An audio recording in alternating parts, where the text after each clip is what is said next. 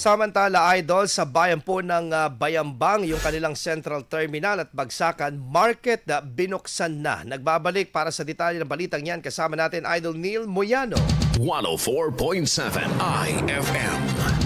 Report!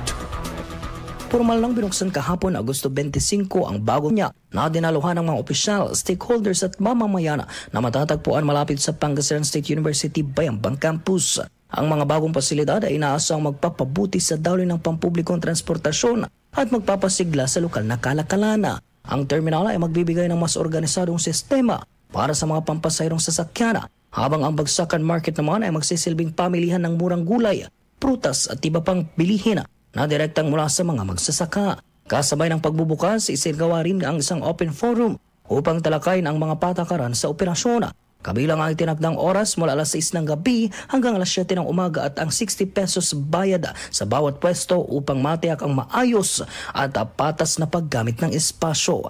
Kasama mo mula rito sa FM Nasagupan, ito si Idol Neil Moyano, Tatak IFM. IFM News. IFM News. IFM News.